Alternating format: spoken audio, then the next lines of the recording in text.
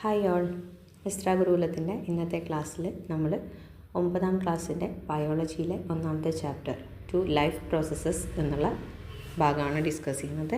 അപ്പോൾ നമുക്ക് ചാപ്റ്ററിലേക്ക് പോകാം. അപ്പോൾ നമുക്ക് ആദ്യം തന്നെ ഒരു ഫിഗർ കാണാം അല്ലേ. You are the duplicate and I am the original.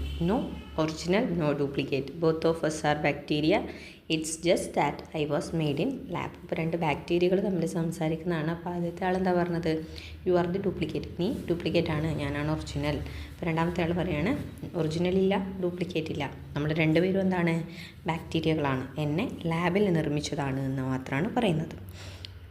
അപ്പോൾ 21ാമത്തെ സെഞ്ച്വറീൻ്റെ ആദ്യത്തെ ഡെക്കേഡിൽ, ആദ്യത്തെ 10 ഇയേഴ്സിൽ തന്നെ ഇത്തരം, അതായത് ഈ ബാക്ടീരിയ പോലെയുള്ള വസ്തുക്കളെ നിർമ്മിക്കാൻ വേണ്ടിയിട്ടുള്ള അല്ലെങ്കിൽ കണ്ടുപിടിക്കാൻ വേണ്ടിയിട്ടുള്ള ശ്രമങ്ങൾ നടന്നിരുന്നു.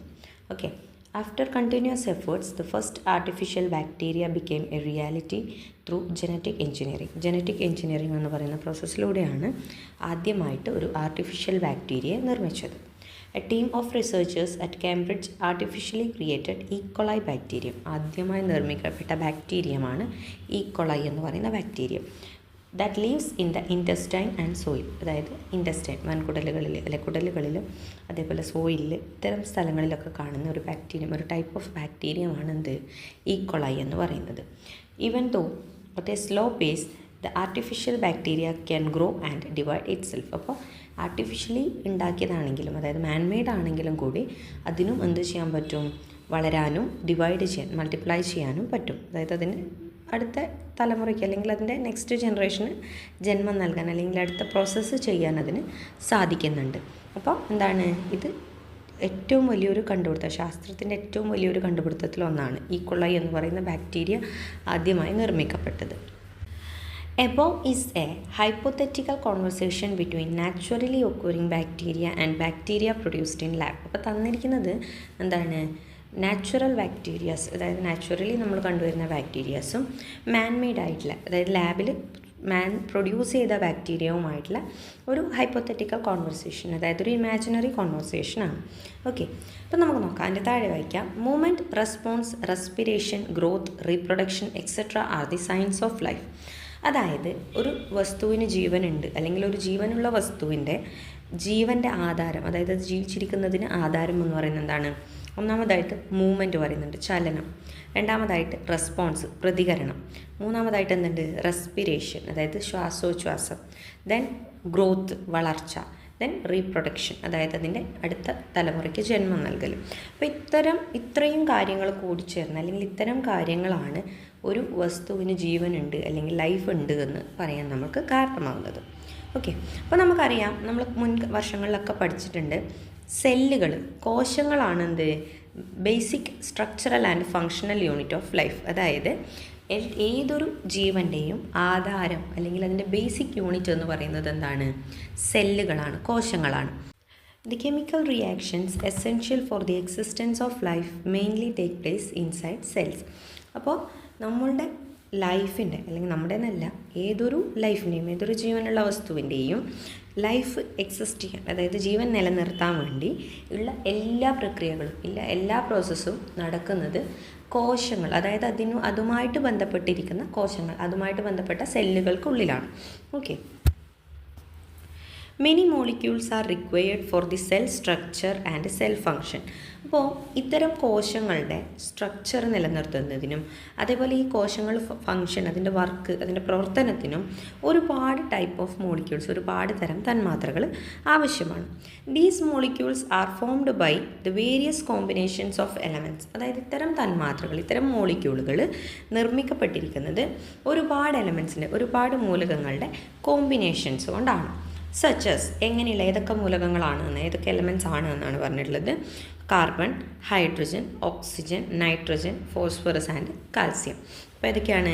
കാർബൺ, ഹൈഡ്രജൻ, അതേപോലെ ഓക്സിജൻ ഉണ്ട്, നൈട്രജൻ ഉണ്ട്, ഫോസ്ഫറസ് ഉണ്ട്, കാൽസ്യം ഉണ്ട്. ഇത്തരം എലമെൻറ്റ്സുകൾ തമ്മിൽ പരസ്പരം കൂടിച്ചേർന്നിട്ടാണ് മോളിക്യൂളുകൾ ഉണ്ടാകുന്നത്. ഈ മോളിക്യൂളുകളുടെ ഹെൽപ്പോടുകൂടി അല്ലെങ്കിൽ ഈ മോളിക്യൂളുടെ സഹായത്തോടു കൂടിയാണ് കോശങ്ങൾ, സെല്ലുകൾ എന്ത് ചെയ്യുന്നത്?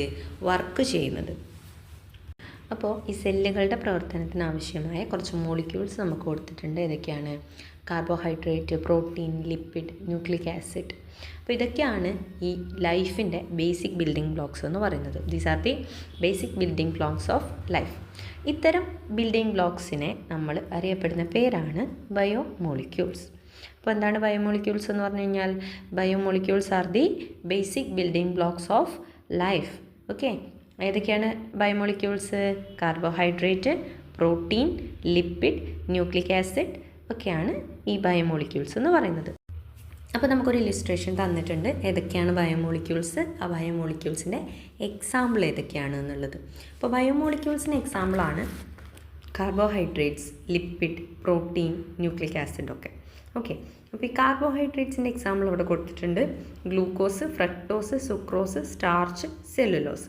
ഓർത്ത് വെക്കുക, ഒന്നും കൂടി റിപ്പീറ്റഡ് ആയിട്ട് പറയുകയാണ്. ഏതൊക്കെയാണ് കാർബോഹൈഡ്രേറ്റ്സിൻ്റെ example? Glucose, fructose, sucrose, starch, cellulose. ഇനി ലിപ്പിഡിൻ്റെ എക്സാമ്പിൾ ഏതൊക്കെയാണ്? Fats and oils. ഫാറ്റുകളും ഓയിലുകളുമാണ്. ദെൻ പ്രോട്ടീൻസിന് എക്സാമ്പിൾ ഏതൊക്കെയാണ്? Enzymes, hormones and antibodies. Then nucleic ആസിഡിൻ്റെ എക്സാമ്പിളാണ് DNA-യും RNA-യും. അപ്പോൾ ഈ എക്സാമ്പിൾസ് കൃത്യമായിട്ട് പഠിച്ചു വെക്കുക. Carbohydrate, lipid, proteins, nucleic acid ഇതൊക്കെയാണ് ബയോമോളിക്യൂളുകൾ. ഈ ബയോമോളിക്യൂളുകളുടെ എക്സാമ്പിൾസ്, അതിൽ കാർബോഹൈഡ്രേറ്റിൻ്റെ എക്സാമ്പിളാണ് glucose, fructose, sucrose, starch, cellulose. ലിപ്പിഡിൻ്റെത് ഫാറ്റ്സ് ആൻഡ് ഓയിൽസ്. പ്രോട്ടീൻസിൻ്റെത് enzyme, hormones, antibodies. Then nucleic ആസിഡിൽ വരുന്നതാണ് RNA-യും DNA-യും. അപ്പോൾ ക്ലിയർ ആണല്ലോ. അപ്പോൾ നമ്മൾ ബയോമോളിക്യൂൾസ് കണ്ടല്ലേ. All life signs are manifested by the actions of biomolecules and many other chemical factors inside the cell. അപ്പോൾ ലൈഫിൻ്റെ, അതായത് ജീവനുള്ളതിൻ്റെ എല്ലാ സയൻസും എല്ലാ കാര്യങ്ങളും കൺട്രോൾ ചെയ്യുന്ന അല്ലെങ്കിൽ ഏകോപിപ്പിക്കുന്നത് ബയോമോളിക്യൂൾസും മറ്റു കുറേ കെമിക്കൽ ഫാക്ടേഴ്സും മറ്റു കുറേ രാസപദാർത്ഥങ്ങളും ഒക്കെ കൂടിയിട്ടാണ്. അതായത് സെല്ലിനകത്തുള്ള ഒരുപാട് പദാർത്ഥങ്ങളും അതോടൊപ്പം ഈ ബയോമോളിക്യൂൾസും ഒക്കെ ചേർന്നിട്ടാണ് ഒരു ജീവൻ്റെ എല്ലാ പ്രക്രിയകളും എല്ലാ പ്രോസസ്സുകളും ചെയ്യുന്നത്. Okay, all such chemical reactions together taking place in an organism are called metabolism. അത്തരത്തിൽ ഒരു സെല്ലിനകത്ത് അല്ലെങ്കിൽ ഓരോ ഓർഗാനിസംസിലും അതിൻ്റെ കോശങ്ങളിലും മറ്റുമായിട്ട് നടക്കുന്ന എല്ലാ പ്രോസസ്സുകളും, അതായത് ലൈഫിൻ്റെ എല്ലാ പ്രോസസ്സുകളെയും ഒരുമിച്ച് നമ്മൾ പറയുന്ന പേരാണെന്ത്? മെറ്റബോളിസം. അപ്പോൾ മെറ്റബോളിസത്തിനെ രണ്ടായിട്ട് ഡിവൈഡ് ചെയ്തിട്ടുണ്ട്. ഒന്നാമത്തേത് അനബോളിസം, രണ്ടാമത്തേത് കാറ്റബോളിസം. അനബോളിസം എന്ന് പറഞ്ഞു കഴിഞ്ഞാൽ which is the combination of molecules, അതായത് തന്മാത്രകൾ കൂടിച്ചേരുന്ന പ്രോസസ്സിനെ, തന്മാത്രകൾ ഒന്നിനോടൊന്ന് കൂടിച്ചേർന്ന് മറ്റൊരു പദാർത്ഥമാവുന്ന പ്രോസസ്സിനെയാണ് നമ്മൾ എന്ത് പറയുന്നത്? അനബോളിസം എന്ന് പറയുന്നത്. ഓക്കെ, ഇനി രണ്ടാമത്തേതെന്ന് പറയുന്നത് കാറ്റബോളിസം ആണ്. ഓക്കെ, കാറ്റബോളിസം എന്ന് പറഞ്ഞു കഴിഞ്ഞാൽ which is the break down of molecules, അതായത് തന്മാത്രകൾ ഡിവൈഡ് ചെയ്തിട്ട് ബ്രേക്ക് ഡൗൺ ചെയ്തിട്ട് മറ്റ് പദാർത്ഥങ്ങളായിട്ട് മാറുക അല്ലെങ്കിൽ അത് ഉപയോഗപ്പെടുത്തുന്ന പ്രക്രിയ. അപ്പോൾ ടെക്സ്റ്റിൽ തന്ന ഇല്യൂസ്ട്രേഷൻ 1.2 പേജ് നമ്പർ 10 1.2 എന്നുള്ള ഇല്യൂസ്ട്രേഷനാണ് ഇപ്പോൾ കാണുന്നത്. അപ്പോൾ മെറ്റബോളിസത്തിനെ രണ്ടായിട്ട് ക്ലാസിഫൈ ചെയ്തിട്ടുണ്ട്. ഒന്നാമത്തേത് അനബോളിസം, രണ്ടാമത്തേത് അവിടെ കൊടുത്തിട്ടുണ്ട് ഏതാണ്? കാറ്റബോളിസമാണ്. അനബോളിസം എന്ന് പറഞ്ഞു കഴിഞ്ഞാൽ എന്താണ്? Anabolism is the combination of molecules, അല്ലേ? Plant synthesize glucose using carbon dioxide and water. അതാണ് അതിന് എക്സാമ്പിൾ. ഓക്കെ, അനബോളിസത്തിന് ഒരു ഉദാഹരണമാണ് തന്നിട്ടുള്ളത്. പ്ലാന്റ്സ് എന്ത് ചെയ്യുന്നു? ഗ്ലൂക്കോസിനെ സിന്തസൈസ് ചെയ്യുന്നു, ഗ്ലൂക്കോസ് നിർമ്മിക്കുന്നു. എങ്ങനെ? കാർബൺ ഡൈ ഓക്സൈഡും വാട്ടറും ഉപയോഗിച്ചുകൊണ്ട്. അതായത് ചെടികൾ കാർബൺ ഡൈ ഓക്സൈഡും ജലവും ഉപയോഗിച്ചുകൊണ്ട് ഗ്ലൂക്കോസിനെ സിന്തസൈസ് ചെയ്യുന്ന പ്രോസസ്സ് എന്ന് പറയുന്നത് എന്താണ്? അനബോളിസത്തിന് എക്സാമ്പിളാണ്. രണ്ടാമതായിട്ട് വരുന്നതാണ് കാറ്റബോളിസം. കാറ്റബോളിസം എന്ന് പറയുന്നത് ബ്രേക്ക് ഡൗൺ ഓഫ് പ്രോട്ടീൻസ്, അതായത് പ്രോട്ടീനുകൾ എന്താവുക? ബ്രേക്ക് ഡൗൺ ചെയ്യുക, അതായത് പ്രോട്ടീനുകൾ ബ്രേക്ക് ചെയ്ത് മറ്റു പദാർത്ഥങ്ങളായിട്ട് മാറുക. അതായത് ഇവിടെ കൊടുത്തിട്ടുണ്ടെന്നാണ് proteins break down into amino ആസിഡുകളായിട്ട് മാറുന്ന പ്രോസസ്സ് എന്ന് പറയുന്നത് ഏതിന് എക്സാമ്പിളാണ്?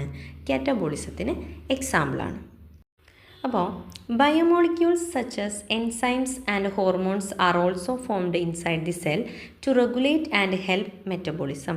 അതായത് മെറ്റബോളിസത്തിനെ റെഗുലേറ്റ് ചെയ്യാനും ഹെൽപ്പ് ചെയ്യാനും മറ്റുമായിട്ട് സെല്ലിനകത്ത് തന്നെ നിർമ്മിക്കപ്പെടുന്ന ബയോമോളിക്യൂളുകളാണ് എൻസൈമുകളും ഹോർമോണുകളും, വിച്ച് ആർ എക്സാമ്പിൾസ് ഓഫ് പ്രോട്ടീനിൻ്റെ എക്സാമ്പിളാണ് ഈ എൻസൈമുകളും ഹോർമോണുകളും ഒക്കെ. ഓക്കെ, അപ്പോൾ ഇതൊക്കെ എവിടെയാണ് ഉണ്ടാവുന്നത്? സെല്ലിന് അകത്ത് തന്നെ നിർമ്മിക്കപ്പെടുകയാണ്. എന്തിനാണ്? മെറ്റബോളിസത്തിനെ റെഗുലേറ്റ് ചെയ്യാനും അതേപോലെ ഹെൽപ്പ് ചെയ്യാനും ഒക്കെ ആയിട്ട് സെല്ലിനകത്താണ് ഏതൊക്കെ നിർമ്മിക്കപ്പെടുന്നത്? എൻസൈമുകളും ഹോർമോണുകളും ഒക്കെ നിർമ്മിക്കപ്പെടുന്നത്. അപ്പോൾ അതിലൊന്നാമതായിട്ട് നമ്മൾ എൻസൈംസ് എന്താണെന്നാണ് പറയുന്നത്. Enzymes are molecules which help to speed up the countless chemical reactions that take place in organisms every moment. അതായത് നമ്മളുടെ ശരീരത്തിൽ, നമ്മളുടെ എന്നല്ല ഏതൊരു ഓർഗാനിസത്തിൻ്റെ ആയാലും അതിൻ്റെയൊക്കെ ശരീരത്തിൽ ഓരോ സെക്കൻഡുകളിലും അല്ലെങ്കിൽ ഓരോ മൈക്രോ സെക്കൻഡുകൾക്കിടയിലും ഒരുപാട് കെമിക്കൽ റിയാക്ഷൻസ് നടക്കുന്നുണ്ട് അല്ലേ? ഈ കെമിക്കൽ റിയാക്ഷൻസിൻ്റെയൊക്കെ സ്പീഡ് വർദ്ധിപ്പിക്കുന്നതിന് വേണ്ടിയിട്ടാണ് എൻസൈമുകൾ ഹെൽപ്പ് ചെയ്യുന്നത്. എൻസൈംസ് ഹെൽപ്പ് ചെയ്യുന്നത് എന്തിനു വേണ്ടിയിട്ടാണ്? To speed up the countless chemical reactions take place in organism. അതായത് ഓർഗാനിസത്തിൻ്റെ ബോഡിയിൽ അല്ലെങ്കിൽ സെല്ലുകളിലൊക്കെ നടക്കുന്ന പലതരത്തിലുള്ള കെമിക്കൽ റിയാക്ഷനുകളെ എന്തു ചെയ്യണം? സ്പീഡപ്പ് ചെയ്യണം, അതിൻ്റെ സ്പീഡ് വർദ്ധിപ്പിക്കണം. ഇതിന് ഹെൽപ്പ് ചെയ്യുന്ന പദാർത്ഥങ്ങൾ അല്ലെങ്കിൽ ഇതിന് ഹെൽപ്പ് ചെയ്യുന്ന മോളിക്യൂൾസാണ് ഇത് എൻസൈമുകൾ എന്ന് പറയുന്നത്. Most enzymes are proteins. അതായത് most of the enzymes are proteins. കൂടുതലായിട്ടുള്ള എൻസൈമുകളും ഏതാണ്? പ്രോട്ടീനുകളാണ്. Salivary amylase present in saliva, pepsin in gastric juice are example of enzyme.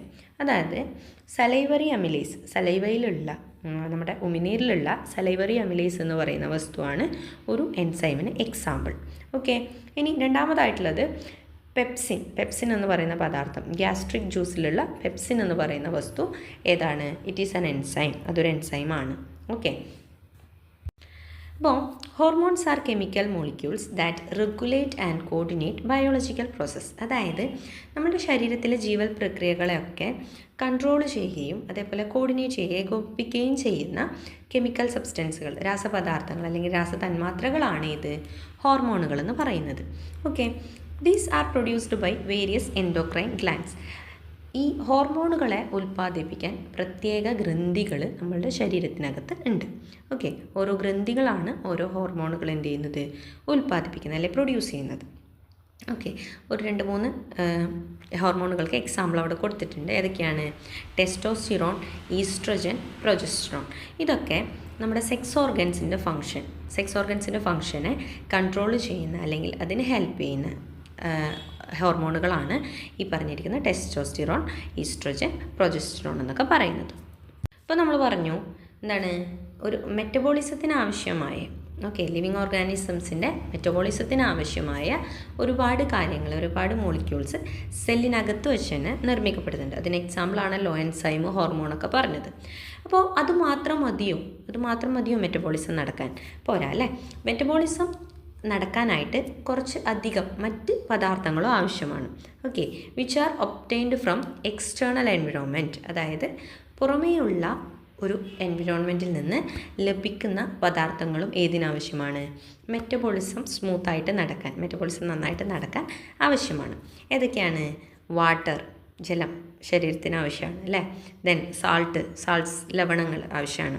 Oxygen, carbon dye oxide, അതുപോലെയുള്ള ഒരുപാട് പദാർത്ഥങ്ങൾ എന്താണ്? സെല്ലിൽ അല്ലെങ്കിൽ നമ്മുടെ ശരീരത്തിലെ മെറ്റബോളിസം നടക്കാൻ അത്യാവശ്യമാണ്.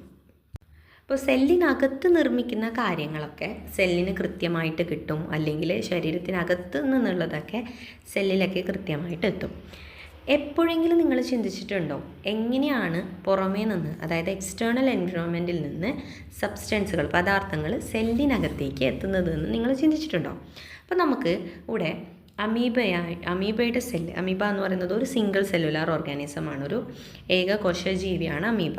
രണ്ടാമതായിട്ട് തന്നിട്ടുള്ളത് അനിമൽ സെല്ലാണ്, ഒരു മൃഗത്തിൻ്റെ സെല്ല്, അതായത് നമ്മൾ മനുഷ്യരടങ്ങുന്ന അനിമൽസിൻ്റെ സെല്ലാണ് രണ്ടാമതായിട്ട് തന്നിട്ടുള്ളത്. മൂന്നാമതായിട്ട് നമുക്ക് പ്ലാന്റ് സെല്ല്, അതായത് പ്ലാന്റ്സിൻ്റെ കോശങ്ങൾ. അങ്ങനെ മൂന്നിലും എങ്ങനെയാണ് എന്ത് ചെയ്യുന്നത്? സെല്ലിനകത്തേക്ക്, കോശത്തിനകത്തേക്ക് പദാർത്ഥങ്ങൾ കടക്കുന്നത് എന്നുള്ളൊരു ഫിഗർ നമുക്ക് തന്നിട്ടുണ്ട്. അപ്പോൾ നമുക്ക് നോക്കാം. ഇപ്പോൾ ഫസ്റ്റത്തെ ഫിഗർ അമീബയാണ് അല്ലേ? അമീബ എക്സ്റ്റേണൽ എൻവിറോൺമെൻറ്റ്, അതായത് അമീബയുടെ ഫിഗർ തന്നിട്ടുണ്ട്, അമീബയുടെ പുറത്തായിട്ട് എക്സ്റ്റേണൽ എൻവിറോൺമെൻറ്റ് തന്നിട്ടുണ്ട്. In unicellular organisms substance from external environment enter to the cytoplasm through the cell membrane. അതായത് ഇവയ്ക്ക് മറ്റ് ഭാഗങ്ങളൊന്നും ഇല്ലാത്തത് കൊണ്ട് തന്നെ സെൽ മെംബ്രെയിനിലൂടെ തന്നെയാണ് ഏത് സൈറ്റോപ്ലാസത്തിലേക്ക് പുറമേ നിന്നുള്ള പദാർത്ഥങ്ങൾ എന്ത് ചെയ്യുന്നത്, ഡയറക്റ്റ് എൻട്രിയാണ്. പുറമേ നിന്നുള്ള അവശ്യ പദാർത്ഥങ്ങൾ സെൽ മെംബ്രെയിനിലൂടെ തന്നെ എങ്ങോട്ടേക്ക് കടക്കുന്നു, അതിൻ്റെ ശരീരത്തിനകത്തേക്ക്, അതായത് അതിൻ്റെ സെല്ലിനകത്തേക്ക് കടക്കുന്നു. രണ്ടാമതായിട്ട് നമുക്ക് തന്നിട്ടുള്ളത് ആനിമൽ സെല്ലാണ് അല്ലേ. അനിമൽ സെല്ലിന് പുറത്ത് എന്ത് കാണാം, ഓരോ സെല്ലിനും പുറത്ത് എന്തുണ്ട്, എക്സ്ട്രാ സെല്ലുലാർ ഫ്ലൂയിഡ് ഉണ്ട് അല്ലേ. എക്സ്ട്രാ സെല്ലുലാർ ഫ്ലൂയിഡ് ആ ബ്ലൂ കളറിൽ നിങ്ങൾക്ക് കാണാൻ പറ്റുന്നുണ്ട്. അപ്പോൾ substance received from external environment undergo certain changes. അതായത് പുറമേയുള്ള ചുറ്റുപാടിൽ നിന്ന് ലഭിക്കുന്ന പദാർത്ഥങ്ങൾക്ക് കുറച്ച് ചേഞ്ചസ്, ചെറിയ മാറ്റങ്ങളൊക്കെ വരുത്തി അതെവിടെ എത്തുന്നു, എക്സ്ട്രാ സെല്ലുലാർ ഫ്ലൂയിഡിൽ എത്തുന്നു. Okay, and reaches the extra cellular fluid. അതായത് കോശങ്ങൾക്ക് പുറത്തുള്ള എക്സ്ട്രാ സെല്ലുലാർ ഫ്ലൂയിഡിലേക്ക് ഈ പദാർത്ഥങ്ങൾ എന്ത് ചെയ്യുന്നു, ചെറിയ മാറ്റങ്ങളോടുകൂടി എത്തുന്നു. From there it enters the cytoplasm through the cell membrane. അപ്പോൾ അവിടെയും ഏത് വഴി തന്നെയാണ് സെല്ലിനകത്തേക്ക് പ്രവേശിക്കുന്നത്, സെൽ മെംബ്രെയിൻ വഴി തന്നെയാണ്, കോശസ്തരം വഴി തന്നെയാണ് സൈറ്റോപ്ലാസത്തിലേക്ക് ഏതെത്തുന്നത്, പദാർത്ഥങ്ങൾ എത്തുന്നത്. അപ്പോൾ ഇനി പ്ലാന്റ് സെല്ലിൽ എങ്ങനെയാണെന്ന് നോക്കാം. ഓക്കെ, അപ്പോൾ പ്ലാന്റ് സെല്ലിൽ വിവിധ രീതിയിൽ, അതായത് വേരിയസ് മെത്തേഡ്സിലൂടെ അല്ലെങ്കിൽ വേരിയസ് മീൻസിലൂടെ എക്സ്റ്റേണൽ എൻവയോൺമെൻറ്റിൽ നിന്ന് സബ്സ്റ്റൻസുകൾ എൻ്റർ ചെയ്യാറുണ്ട്. ഒന്നാമതായിട്ട് പറയുന്നത് through the cell wall and through extracellular space. Cell വാളിലൂടെ, അതേപോലെ എക്സ്ട്രാ സെല്ലുലാർ സ്പേസ്, അതായത് ഒരു സെല്ല്, രണ്ട് സെല്ലുകൾക്കിടയിലുള്ള സ്പേസിനെയാണ് എക്സ്ട്രാ സെല്ലുലാർ സ്പേസ് എന്ന് പറയുന്നത്. അപ്പോൾ എക്സ്ട്രാ സെല്ലുലാർ സ്പേസിലൂടെ എൻ്റർ ചെയ്യാറുണ്ട്. ദെൻ രണ്ടാമതായിട്ട് പറയുന്നത് through cytoplasmic connections called plasmodesmata that connect adjacent cells. ഒരു സെല്ലിൽ നിന്ന് മറ്റൊരു സെല്ലിലേക്കുള്ള കണക്ഷൻ, അതായത് സൈറ്റോപ്ലാസത്തിൻ്റെ കണക്ഷനാണ് പ്ലാസ്മോഡെസ്മാറ്റ എന്ന് പറയുന്നത്. അതിലൂടെയും പദാർത്ഥങ്ങൾ, അതായത് അതിലൂടെയും എന്ത് ചെയ്യാറുണ്ട്, എക്സ്റ്റേണൽ എൻവയോൺമെൻറ്റിൽ നിന്ന് അല്ലെ പുറമേ നിന്നുള്ള പദാർത്ഥങ്ങൾ സെല്ലിനകത്തേക്ക് പ്രവേശിക്കാറുണ്ട്. ദെൻ മൂന്നാമതായിട്ട് പറയുന്നത് from one cell to another through plasma membrane. Plasma മെംബ്രെയിനിലൂടെയും എന്ത് സംഭവിക്കാറുണ്ട്, എക്സ്റ്റേണൽ സബ്സ്റ്റൻസ് സെല്ലിനകത്തേക്ക് പ്ലാന്റ്സിൽ പ്രവേശിക്കാറുണ്ട്. അപ്പോൾ ബയോളജീൻ്റെ ഫസ്റ്റ് പാർട്ട് എല്ലാവർക്കും ക്ലിയർ ആയിട്ടുണ്ടാകുമെന്ന് വിചാരിക്കുന്നു. സെക്കൻഡ് പാർട്ട് ഉടനെ തന്നെ അപ്ലോഡ് ചെയ്യും. അപ്പോൾ അസ്ര ഗുരുകുലത്തിൻ്റെ വീഡിയോസ് ആദ്യമായിട്ട് കാണുന്നവരുണ്ടെങ്കിൽ സബ്സ്ക്രൈബ് ചെയ്യുക. അപ്പോൾ അടുത്ത ക്ലാസ്സിൽ കാണാം. Thank you.